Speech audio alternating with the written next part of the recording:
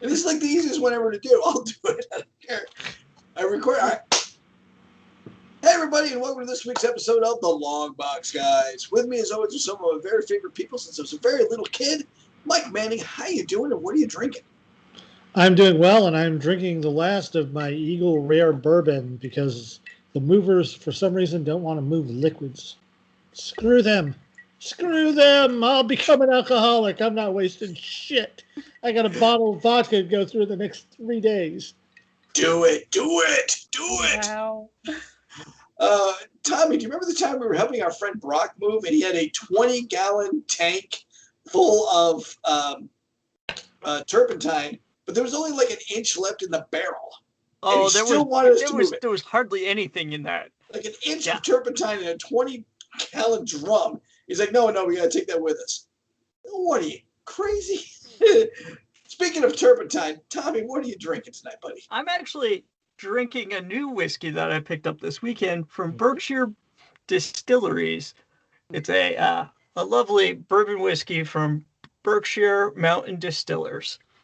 Is that the local Berkshires? Yes. Neat. Yes. It's good. Give us some of the tones. What are you getting there? It's got a little bit of spice, a little bit of vanilla. It's nice. It's lovely. Is it smooth? It's a hell of a lot smoother than that old camp shit. And it doesn't say so on the bottle. I'm starting to think that bottle is lying to you. Stace, how you doing? What are you drinking? I'm doing well, and I am drinking water, just like always. Delicious water. Josh, my good friend, how you doing? What are you drinking? I'm doing good, and I gotta look at this beer extra long. It's the first time I've had it or tried it. It's from a brewer I usually trust called Foundation out of Maine, and it's called Donut Delight, and I do fucking love donuts. And it says it's a coconut donut-inspired beer with coconut, spices, brown sugar, and milk sugar. And sometimes beer will have sediment that settles to the bottom. But this has shit that looks like pieces of coconut that have floated to the top, so I'm not really sure how to take this beer. And this is really my first time trying it right now. I'll tell you if it's. Let's do it. I'm a little scared, honestly. Holy moly, Tom! Josh just gave you the perfect segue. Did he? Yeah, he's gonna be foot fall off boy.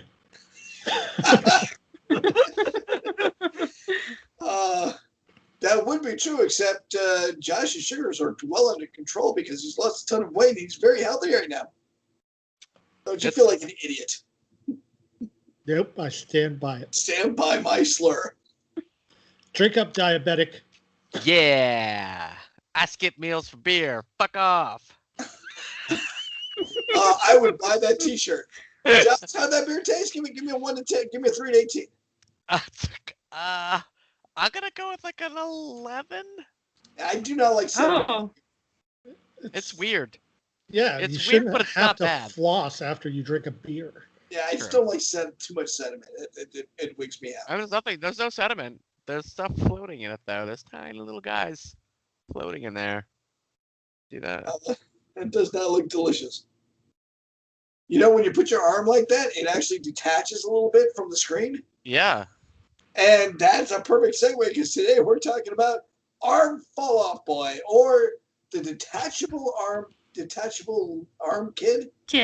The detachable kid or splitter. Or Splitter. That is true. All these things are true. This is a character being played by Nathan Fillion in the upcoming Suicide Squad, who's able to miraculously pull one of his limbs off. We first see this character as Arm Fall Off Boy in a Legion of Superheroes. Mikey, you're really good at these. Do you remember the number? It was Secret Origins number 46. So in number 46, they were who were they looking to replace? You remember? Well, they were just giving a tryout to the heroes of Lenore. So Arms Fall Off Boy shows up. His superpower is removable limbs. The heroes of Lenore are all heroes that have been subjected to immense amounts of radiation. Although apparently Matter Eater Lad claimed that Arm Fall Off Boy gained his powers through carelessness while holding an anti-gravity metal element, but we're not sure if he's serious about that or not. Arm Fall Off Boy was a jokester. It was. He has always been a joke. Yeah. As far as that's the whole reason he was created as a joke. But he's a long-lasting joke. I mean, we're talking about now in the modern era. What year was that? Secret Origins? 89. 80. Really, I thought it was before 89. No, they did it as a joke for all the people who've tried to get into the Legion of Superheroes but failed. I got it. So, well, 89 is still a long. For some people, 89 is the distant past. So let's not forget that. So we're still talking about him here in 2000 and good God, 21. So the first time, this is true, the first time I ever saw this, it was a book that my good friend Tommy gave me called Useless Superheroes. And it was a little hardcover book that some academic had put together about really dumb superpowers. And one of the first ones they mentioned is this guy, but they do mention him as a joke. And they talk about a lot of other people that do show up in the Suicide Squad. So this character was set up as a joke. He does show up in some other comic books, and he is reimagined as the Splitter. Mikey, do you have the Splitter comics? Well, he goes by the name the Splitter in the Jimmy Olsen series that Mark Waid just did. Although he also introduces his family, which has head fall off mom, his sister's fingers fall off girl. I don't want to know where her fingers are going. I got a theory. I have a theory about why they fell off. I'm pretty sure I know where one got lost. I think it happened right after puberty. Stacy, you're going to back me up on this one? No, I'm not even going to look at the camera at that one. You know what? That's fair. That's 100% fair. Ooh. Oh. The censors have actually jumped in and asked me to stop. I'm going to do exactly that. So, quick question, trivia question. Anybody know who Arm Fall Off Boy's grandmother is called? Aunt Sester. Nice try. Come on, that's funny. Butt fall off Gemma. Deb. Is that true? That is totally true. I'm so very sorry to hear that. I think I might have found that. His dad, his legs falls off in segments. Dad. Yeah. His mom's his legs wide girl. So specific. Yeah, really specific. Really? Yeah.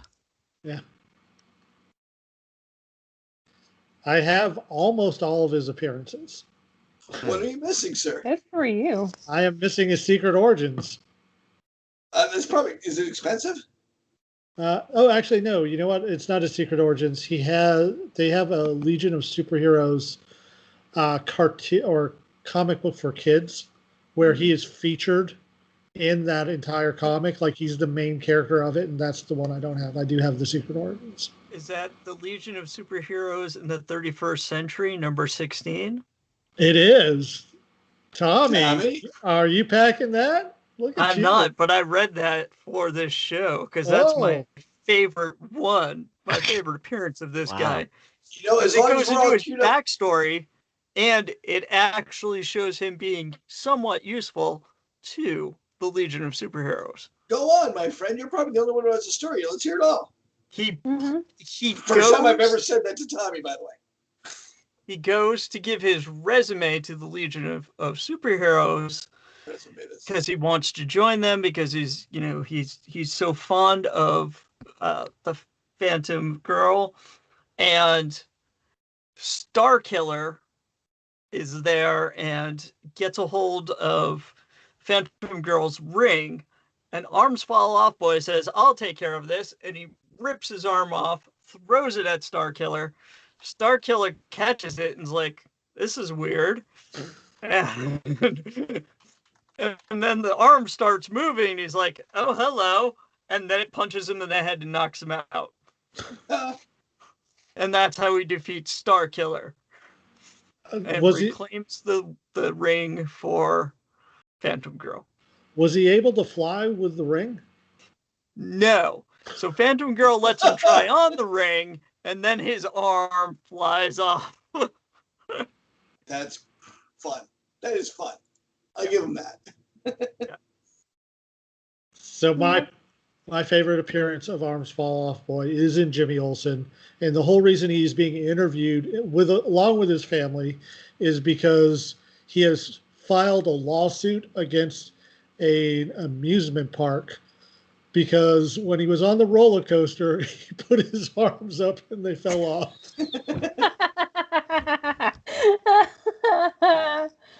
That's great. That is great. I like that. All right. I think I already mentioned my favorite appearance, which is in a book that Tommy gave me. Stacy, you have a million toys in your collection. Do you have an Arms Fall Off Boy? No, I don't think they've made him. How many of your figurines can you actually rip the arms off of?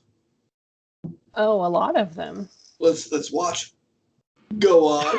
This You is can turning easily into make a this weird character. podcast. Just grab a Skeletor and start ripping his arms Let us off. watch you rip your toy's arms off. I don't want to watch. You know what? People would pay a lot if you had an OnlyFans page that was just that. I'm sure people would pay a lot of money. Yeah. I'm sure they would. It's a weird world. Yeah. I got 20. I don't know. Yeah, I mean Stacey, the do you have a favorite? new. Do I have a favorite appearance of? Yeah. I will admit I did not read an entire comic that he was in. I did read some highlights, and I think most of mine came from that the Legion of Superheroes. Wait, Yeah. he That's made it not what I to read. a Highlights magazine? I skipped a couple others. When did Scholastic get the rights to him? Oh yeah, it was Goofus for like 4 years. It was Goofus, Gallant, and Fall Off Boy.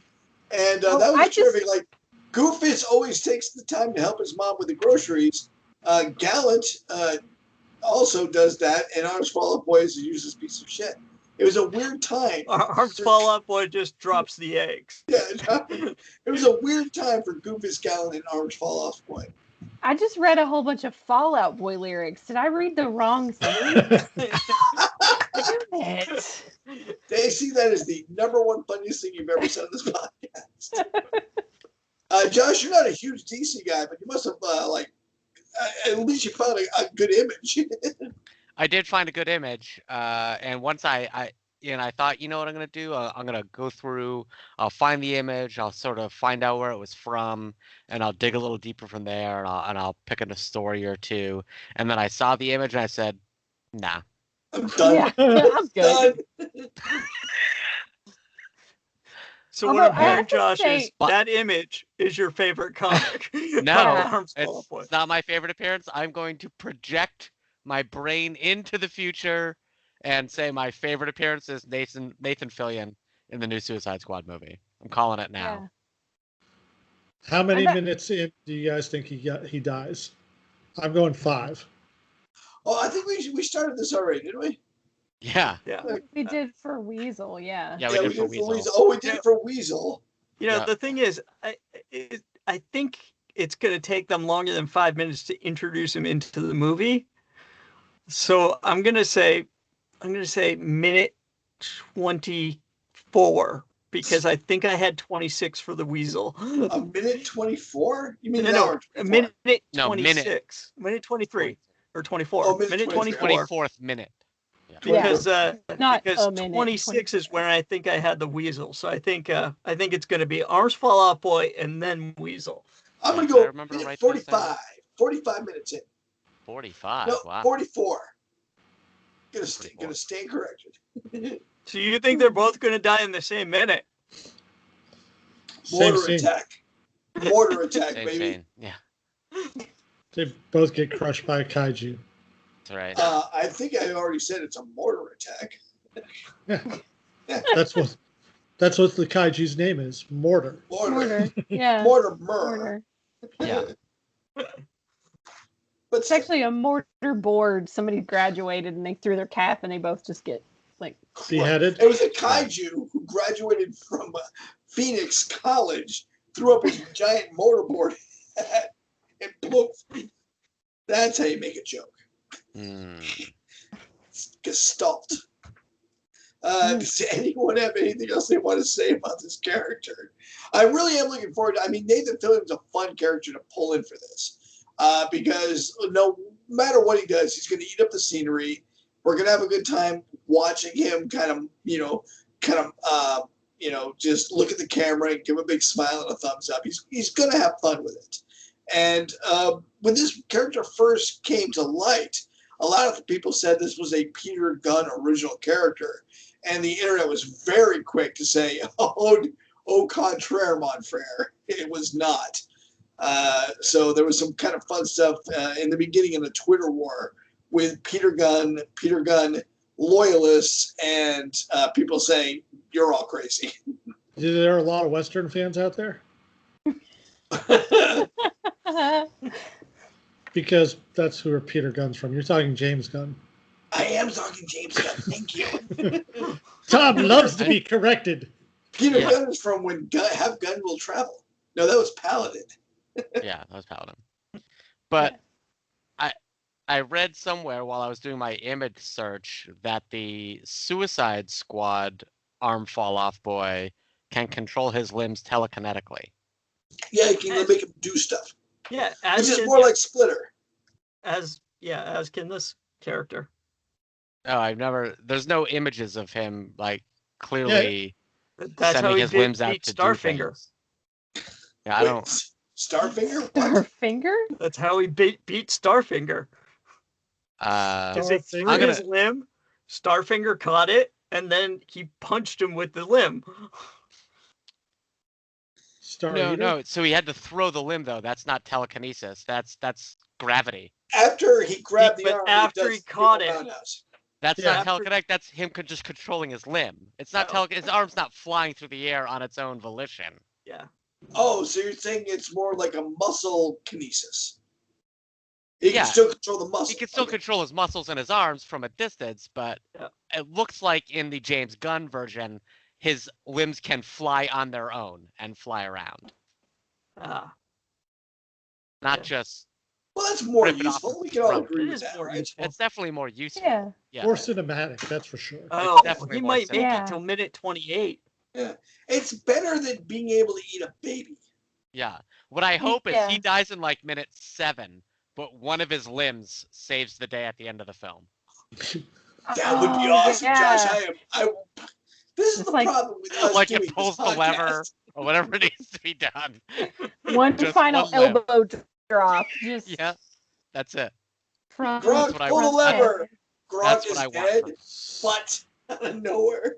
All the Suicide Squads has little starfish on their face. They're all taken over, and all of a sudden an arm just goes around and starts grabbing starfish and pulling them off. He ain't got no face. Basically Thing, just walking around.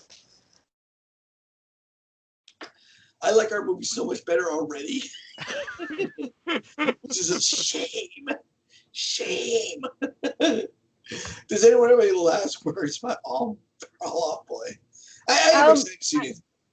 Yeah, I am too. I just have to say, looking at the image that you have, Josh, that plorp might be my favorite onomatopoeia because I can hear it. It's first gross. off, clap, clap, clap for onomatopoeia. Yeah. Yeah.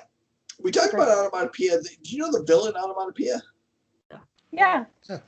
We talked about it in our last one as an example of a villain with a stupid name who's actually terrifying. I don't think his name is stupid. I thought it was. I know, and I'm dissenting. It's a matter of opinion. All right, Mikey, I guess that does it for that. What do you have at the front of the long box, sir? At the front of the long box this week, I've got nothing. Good. Nice. I got nothing. And I'm all out of ideas. Tommy, what do you got at the back of the long box? I have Boy Dash 1 by HS Pack Amanke Nahulpan. It's put out by IDW back in 2016. You can find it on Comixology and Comixology Unlimited. It is the story of a geneticist who has inherited his company, and he comes through with this breakthrough in biogenetics, and he's also a little troubled mentally, and he stops taking his drugs and kind of finds out that he's really not who he thinks he is, and that he's actually a clone of the person that he thought he was his father. And things go off the rails from there. People are out to get him, and he's trying to avoid them. And it just keeps going on and on from there. It becomes more of an action comic and with a little science fiction in there.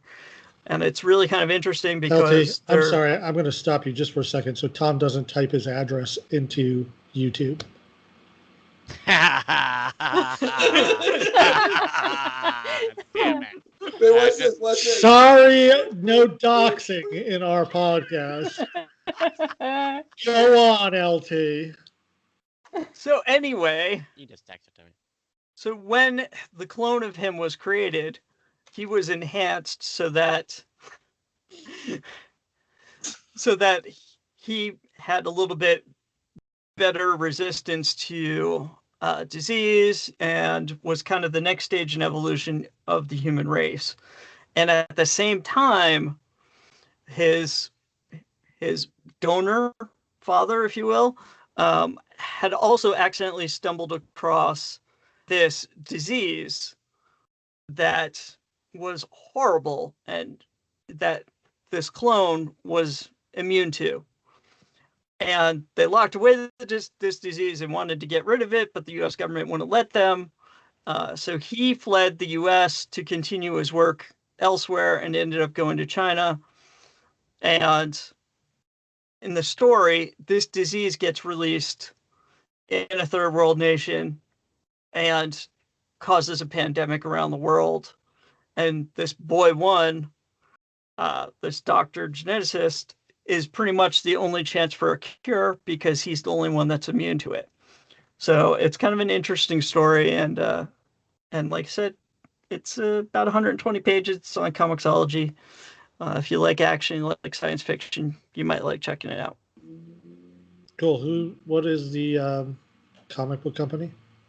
IDW. Oh, all right. Cool. Sure. I do have something for the front of the Longbox. I just remembered. Okay. Have you guys seen the Voight News video that is they just released for the upcoming season of The Boys? Oh, no. Oh, it's so good because it's like you're watching Fox News, but it's Voight News, and it's specifically discussing things just like a Fox News would cover if they were superheroes that were owned by an evil corporation. It is perfect. They even have a commercial from My Sheet Guy. Nice. So go ahead and the My check that Pillow out. guy is selling sheets now. Go check out the commercial in the middle of that video. It's amazing. Terrific. I cannot wait to see that because that sounds awesome. Yep. Stacey, what do you got for a toy? You get a toy in your toy box? I do. So rounding out my trilogy of Dark Knight's death metal figures, I saved the best for last. So we talked about Arm Fall Off Boy. This is Arm Cut Off Girl. This is Wonder Woman with a fucking chainsaw, and That is awesome. yeah, and these amazing boots. Yeah, so this was actually a friend of mine showed me the first page of the comic. I wasn't going to read it. I was like, I don't know. It looks kind of stupid. And so my friend Brandon showed me the first page. It was just like, look at Wonder Woman. And I was like, wait a second. Does Wonder Woman have a chainsaw? And he said, yes. So as soon as these toys came out, as I mentioned with the others, these are McFarlane toys. And I love her. I love her very, very much. She looks terrific. She looks Yes, like she's- the love child of Linda Carter and Bruce Campbell. Ah. Oh, and that would be a. I would definitely buy that video. Ash versus Wonder Woman. Where can people Yes. see an image of that if they're listening to our podcast, which is available everywhere podcasts are to be had? Yeah, absolutely. You can find an image of her on my Instagram, which is @GeekyVixen. And of course, on our YouTube channel, because we do post this as a video also. That's true. Yep. Just search for the Longbox guys, and you will see what we actually look like. It's not good. It's not great. Good God. Yeah, Good May God. God do have better. mercy on your soul. Everyone's swiping left on this, except for Stacy. You're a right swipe. You know it. Quick question for you, Stace. Did you ever read the comic book Gotham Garage? And did they make any figures for that? I did read it, and no, I don't think they ever made any from that. But I would not. That's the kind of great thing about this new iteration of McFarlane Toys. Todd McFarlane is really picking some strange things. Like this was kind of one of the last things that, like the last waves. An upcoming wave is a complete Batman 66 wave that has a Bat Cave and a Batmobile. But he's pulled a lot of kind of weird stuff. So I wouldn't be surprised if he pulled something kind of obscure from not obscure, but something that was a little lesser known series. Yeah, I just love Gotham. Something about Gotham Garage really hooked me. Kind of dumb, but I really liked it. Tommy, you had something to add there? I was going to say, there's also a reality TV show with a Gotham garage where that's an actual garage that does custom car builds. Do they do custom like cosplay cars or just custom cars? Just custom. That's too bad. Cause watch the cosplay car one. Like if they were building the Mobile, they have actually made some like fantasy cars. Like they made a like Hot Wheels car into a reality. I would only watch it like one of the 70s. Yeah, one of the 70s bubble top. You lost me. Okay. So, speaking of just cosplay cars, somewhere in New England, I've seen the car a few times. There's a guy who has a Honda Element, which, if you haven't seen one, is basically a drivable cube. And it is not set up to look like the Mystery Machine. It is set up to look like a Scooby-Doo lunchbox.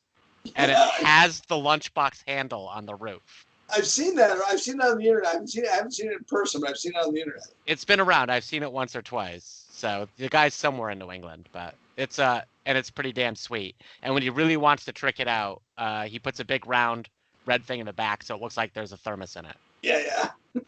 Oh, cute. That is cool. I like that. It's really nice. It's a little bit of a tangent, though, and we're going to get to that in a second. Gotham City Garage is the name of the series you're talking about, and they have statues. Statues. Okay, good. Maybe I'll buy a statue. I really did like that comic. It was great. Ooh, those statues are pricey. Well, what's pricey? Don't tell me. You know what? It's like I'm kind of rich. I can do this. Josh, that's a tangent. What do you got in the tangent box there? Well, we were thinking, clearly Arms Fall Off Boy, the subject of today's podcast, is a little obscure. And if folks don't know, there's a great website out there called Atlas Obscura, where they just put in these sort of random landmarks that you can see and map out where you want to go. So is there a particular obscure location, something you had never really heard of before or found by happenstance that you really enjoyed, that you think people would also enjoy? Oh, easy for me. And that is the Spam Museum. It is amazing.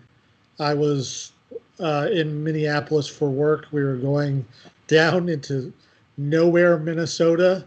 And on the route, I did a Google search, and then I saw a Spam Museum, and I was like, oh my God, it's only 5 minutes from where we're interviewing the people. This is the greatest day of my life. We ate at the Spam restaurant, which was right next door. and then got an amazing spam tour. It was mwah, even better than the world's giant stucco snowman. Mike, I got a great little thing for you. Have you heard Patton Oswalt's 20 minutes on the Spam Museum? No. Oh, you're in for a treat, my friend. He has a great bit about it, about the first person ever to go in there, unsarcastically. And that might have actually been you. He might have just been following you the fuck around. Could have been, because I was fucking excited. You're going to love that.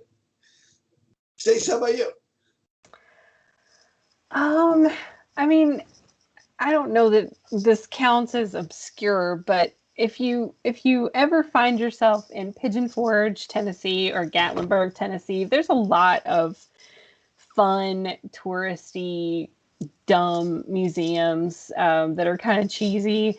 The Elvis Museum is a lot of fun. I don't even know if that place is still there. But things like the Ripley's, and there's one called World of Illusions that are just, they're so good. Like, some of them haven't been updated since the 80s. And they're great. And you don't have to be a tourist to go through them, but it certainly helps just to pretend to be a tourist, because I've been to Pigeon Forge and Gatlinburg a million times in my life, but sometimes I like to go and pretend that I've never been to any of these places. I have two real quick ones. My first one is one that I've been to, but I've never been there sober. And that is the Shanghai Bar in Chinatown in San Francisco. Josh, you've been there, right? I don't recall. Well, that's the thing. I can never, ever find this bar when I'm sober. I got to get blind, sinking drunk, get lost, and find it.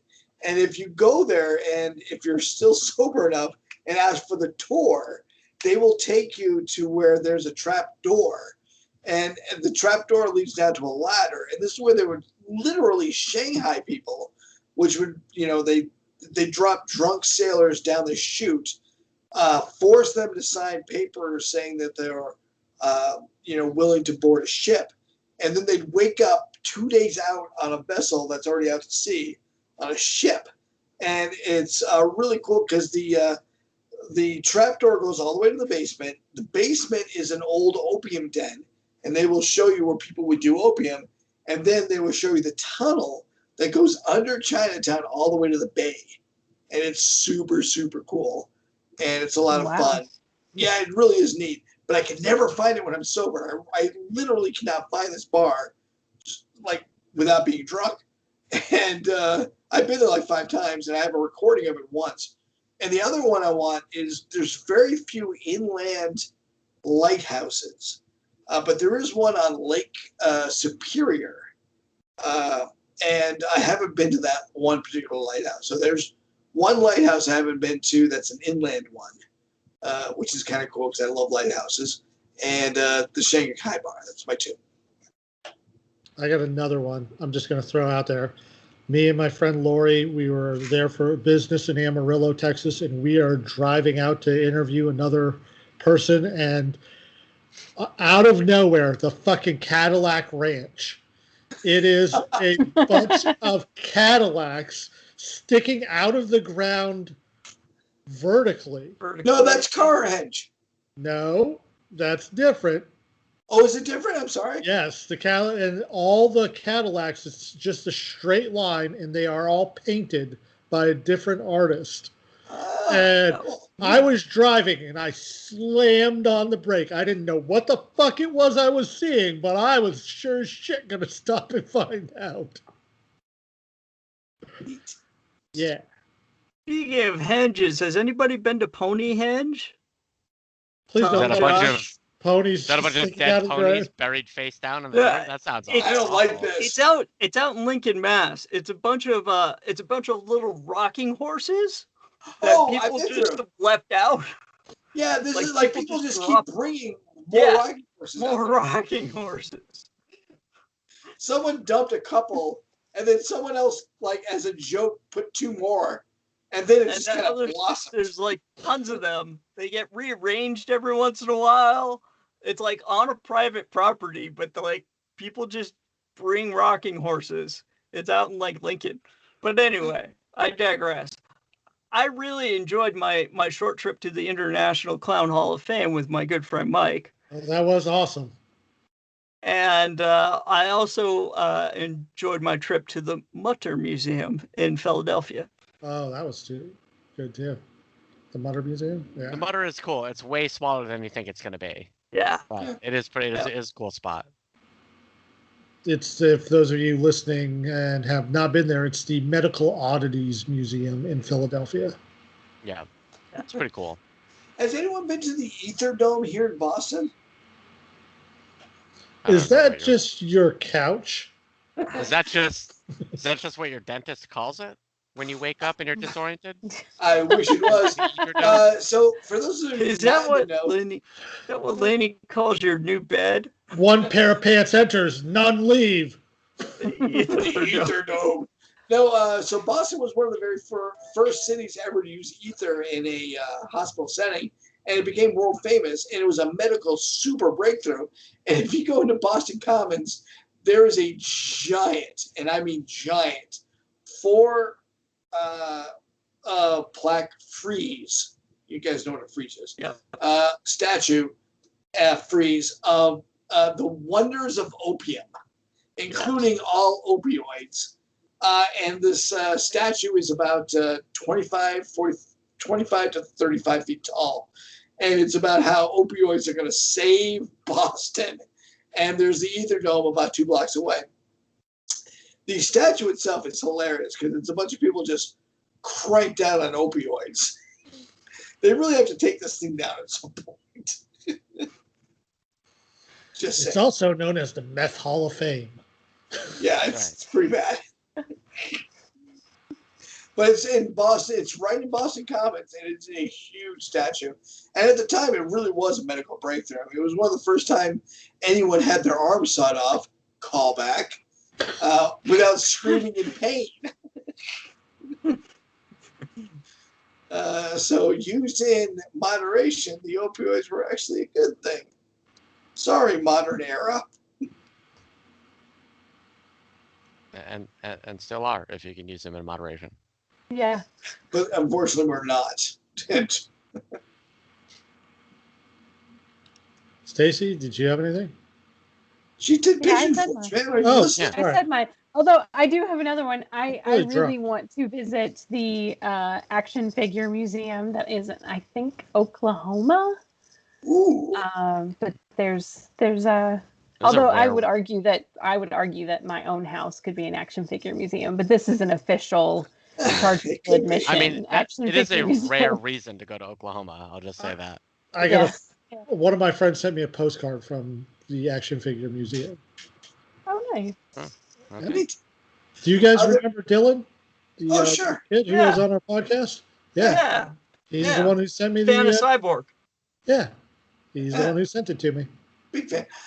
We were in Las Vegas, and there's I wouldn't call it a museum. It's actually a store/museum.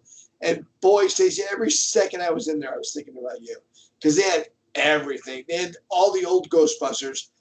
They had to like set up like the original Ghostbusters, the new Ghostbusters, the official Ghostbusters. They had like all the figures like set up in a great chronological order. I'm like, there's like 1 in 5 people that are going to appreciate this, and I know one. Yeah. I've never been, but I have friends who have been. So Yeah. I will get there at some gorilla in a point. top hat, you know which Ghostbusters you're looking at, right? Yeah. I'm sorry, Fedora. I would say if his name's Tracy. Wait, his name is Tracy? You know that? His right name off is the top of your- Tracy. Good Yeah. on you, kid. Yeah. Oh, I would say if speaking of- people haven't been there, I get one. Yeah. I was gonna say it was Josh that hasn't gone. If people haven't been there, Laconia, New Hampshire, fun spot. 600 classic arcade games and pinball machines. Yeah, that's a good one. Ooh. So if you are a fan of old school and carnival games, so they've got skee ball and every mechanical thing that dispensed a ticket, they probably have an example of there. It's a great time. It's a huge space in Laconia. Also, if you get up to Laconia, Just beautiful lake country up there. Some beautiful places to stay and see. So it's a twofer if you get up there. Twofer. It's a twofer. All right. Anybody else? Nobody? All right. There's a great place like that in San Francisco, too, called the Arcade Museum. And they have one of the last Laughing Lucy's, which was a really kind of popular game way back in the day where you just put a quarter in and this giant mannequin animatronic laughs. But it's really cool. It's well built. And they also have some of the few left arcade games that were racetrack games. These are really popular in Las Vegas, where they would randomly have one horse win, and you could bet on them. So if you put in a nickel, most people lost their nickel, but one of the 5 people who put a nickel in would get a dime back. And one of the few left that are actually working is in San Francisco, and another one is in Old Vegas on Fremont Street. 2 left, to my knowledge. All right. Yeah. I guess that brings us to plugs. Mikey, what do you got to plug? Well, I'd like to thank. Did I mention I was drunk? Yeah, I would drunk tonight. I would like to thank Kirby Crackle for providing our geek rock music. You can check them out at kirbycracklemusic.com. Also, thanks to Seth and the boys over at who'snextgaming.com for all your video games, sex robots, movies, and TV talk. Go check them out. I would like to plug geekorthodox.com. Geekorthodox.com. Geekorthodox.com. Geekorthodox.com. Hello, Tammy. Geekorthodox.com, purveyor of fine t-shirts and other geeky things, such as stained glass prints, Johnny Skywalker rocks glasses, baseball t-shirts, socks, you name it, they got it. Geekorthodox.com. I was very sad today at work. I had to peel off my House Mormont stained glass cling that's been in the federal building of San Jose's window for the last 2 years. Damn it. Damn you. Well, we're looking forward to having you back on the East Coast. Yeah. Can't wait to have you.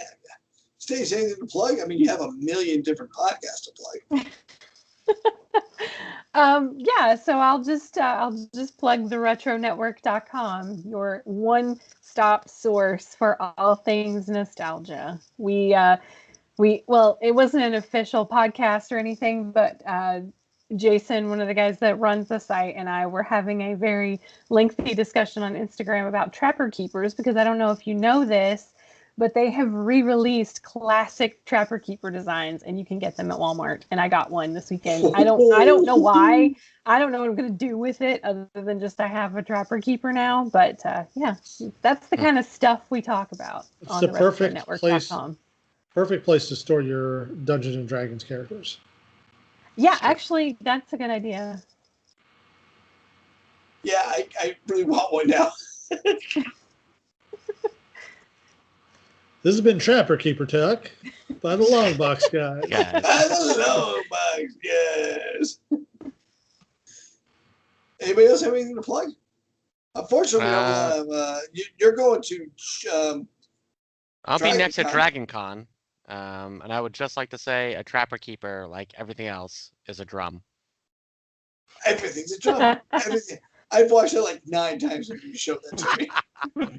I showed it to Leigh. She's like, "This isn't funny," until it was really funny, and then it wasn't funny. Wasn't funny, and then it was really funny. Yeah. I'll post that to you guys later. I'd like to plug our Twitter account at the Longbox guys. Tom does a great job over there. If you have a Suicide Squad member, because that's the kick we're on. Yeah. But if you want something else, we don't care. We'll do whatever you want. Go ahead Pretty and much. Tweet us at the Longbox guys. Tell us what you want us to cover the history of whatever comic character, and we will do it. Probably, unless we've already done it. We'll probably just do it again. Or just point you to what we've already done. Yeah, could be. Yeah, something like that. Oh, we'll do it again. We're not afraid. Or if you would like to do good instead of just doing well, go ahead over to our Patreon account, where for a mere $1 a month, you can get an extra podcast every week. We choose to do a podcast called The Geek Leak. Yeah. Wow. just $1 a month, Mike? How I can know we that afford sounds. to do that? How can you afford not to do that? Because that $1 a month, all the proceeds we get are going to the Elizabeth Peabody House, where they feed hungry families. How many are you guys doing a week now, Tom? We're up to last week we had 80 families. We've gotten a few extra over the week because, like I said on our previous podcast, we've had some trouble in Haiti and we have a big Haitian population. So we really do thank everyone who's giving right now. Everyone really does appreciate it, and by God, we have a great time doing it. Yeah. Yeah. Plus, Yeah. Plus, I'm trying to buy my way to hell for all the other stuff I did, and I did a lot.